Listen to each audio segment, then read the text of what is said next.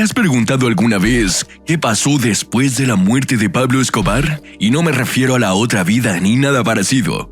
Me refiero a qué pasó con su mujer, su hija, la que tanto quería, su hijo, su cartel y todo el dinero que tenía.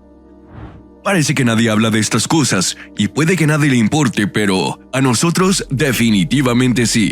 Si eres como nosotros y quieres averiguarlo, abróchate el cinturón, porque te vamos a llevar de viaje a Medellín, Colombia, para desentrañar todos los sucesos que ocurrieron tras la muerte de Pablo Escobar, posiblemente el capo de la droga más rico que jamás haya pisado la tierra. No querrás perdértelo. Así es que siéntate y comencemos.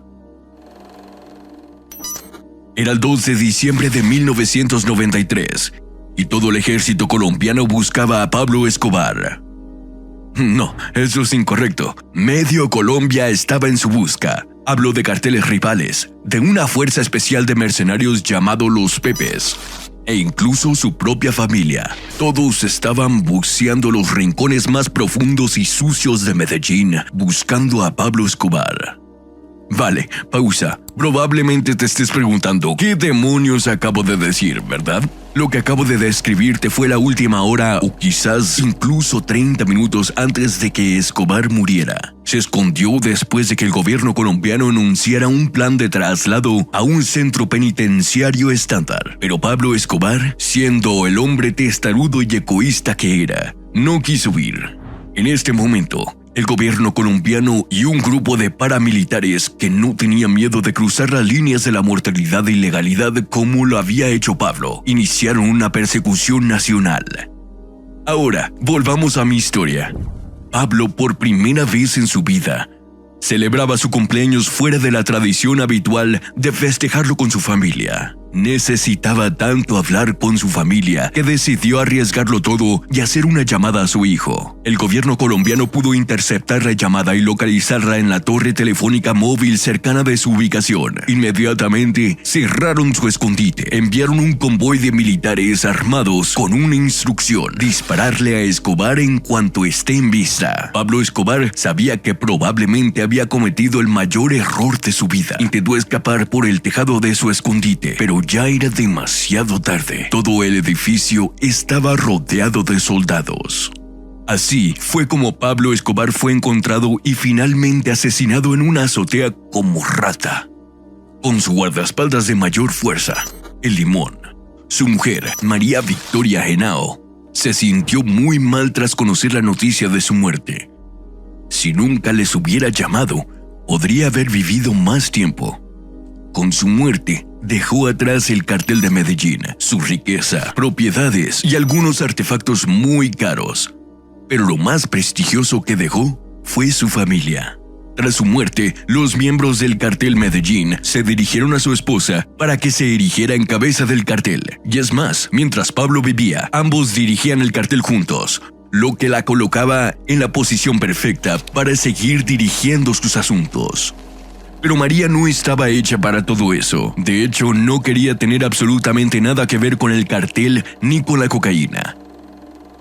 Cogió a sus dos hijos, Manuela y Juan Pablo, y voló al otro lado del mundo para pedir asilo en un país africano, Mozambique. Pero el gobierno mozambiqueño le negó la entrada a su país, al igual que los brasileños y los alemanes. Nadie, absolutamente nadie quería tener nada que ver con la familia Escobar. Gracias a algunos contactos, finalmente pudo entrar a Argentina como turista. Cuando María y los niños entraron a Argentina, nadie los conocía, lo cual era bueno. Pero lo malo es que su nombre estaba en todas las noticias como miembro del cartel de Medellín y, sobre todo, como esposa de Pablo Escobar. Dado que Escobar había matado a miles de personas, no hace falta ser adivino para saber que alguien, cualquiera, estaría dispuesto a vengarse con el mismo mal de su familia. María lo sabía, y sabía que tenía que tomar una decisión difícil. Decidió cambiarse el nombre. Cambió su nombre de María Victoria Henao a María Isabel Santos Caballero. Esto le permitió a ella y a su familia vivir en paz durante los 2 años siguientes, hasta que el gobierno argentino la encontró en 1999. Finalmente, María y su hijo Juan Pablo fueron detenidos en el año 2000 acusados de lavado de dinero. Tienes que sentir el dolor de esta mujer tras sufrir la infidelidad y los actos narcisistas de Pablo durante 17 años. Fue ella quien cargó con su cruz incluso después de su muerte. Fue encarcelada por el gobierno argentino durante un par de meses, pero después de que no pudieran relacionarla con el narcotráfico, ni a ella ni a su hijo, María y Juan fueron puestos en libertad. María siguió viviendo con su familia escondida en Argentina de las 2 décadas siguientes antes de publicar su libro, La Señora Escobar, Mi vida con Pablo. Por otro lado, el hijo de Pablo no pudo vivir una vida tranquila. Cambió su nombre de Juan a Sebastián y publicó un libro detallando el lado suave y bondadoso de Pablo Escobar. Pero eso no impidió que la gente fuera tras él. La mayoría de los colombianos pensaban que iba a realizar una secuela de película de acción, vengando la muerte de su padre. Pero a Sebastián ni siquiera le gustaban las cosas diabólicas que hacía su padre. Llegó incluso a condenar la serie de Netflix sobre Escobar, Narcos, diciendo que la serie glorificaba a su padre en lugar de condenar el mal que hizo. ¿Parece ese el tipo que querría vengarse? Yo desde luego no lo creo.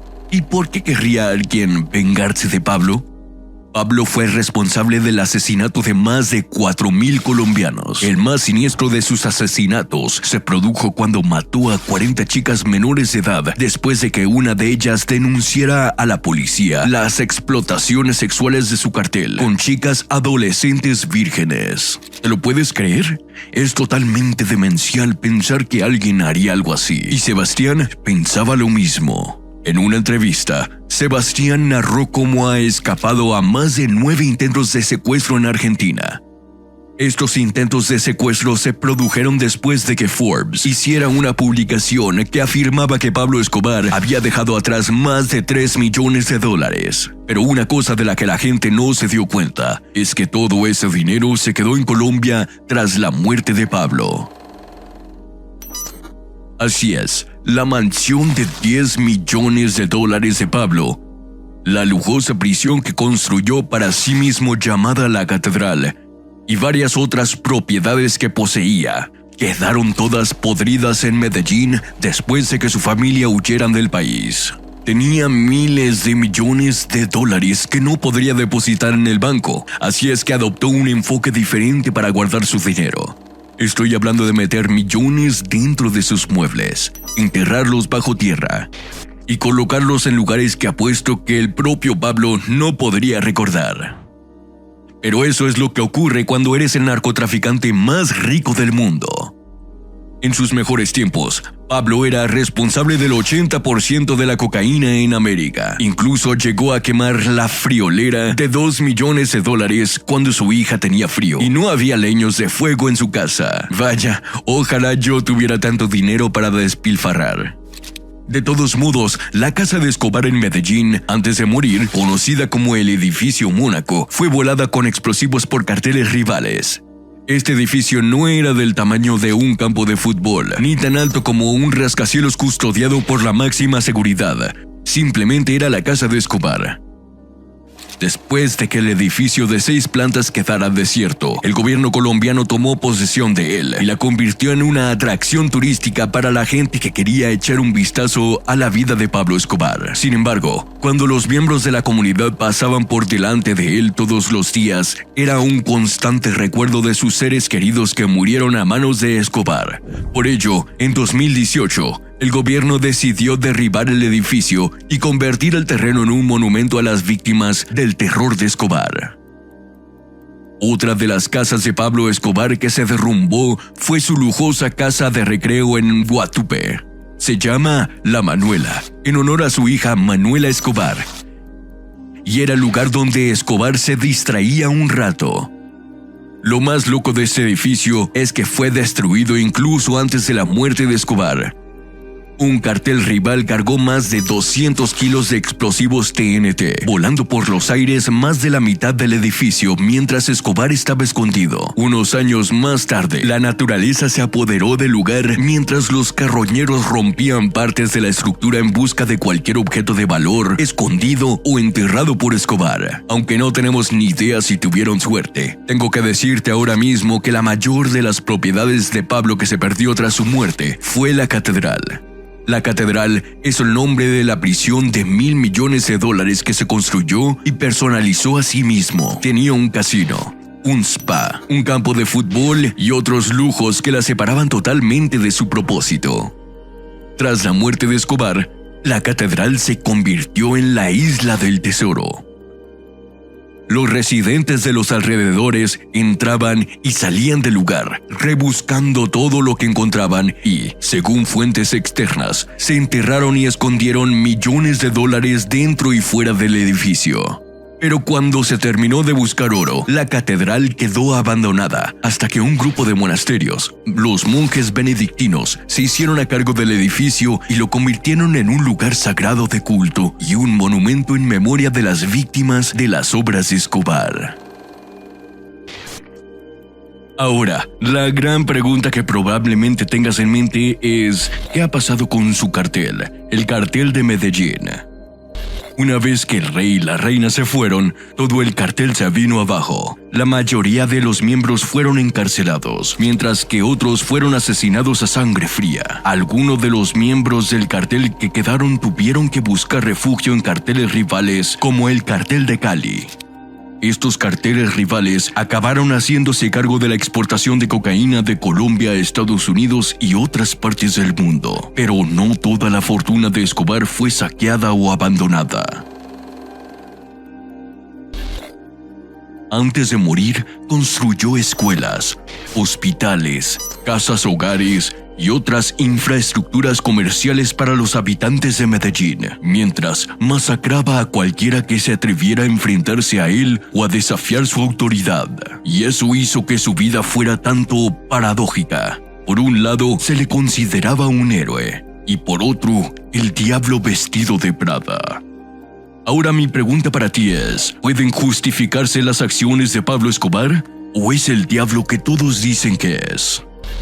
Déjame saber lo que piensas en la sección de comentarios más abajo. El video que se muestra en pantalla ahora mismo es tan bueno como este, así es que quizás quieras echarle un vistazo. Nos vemos.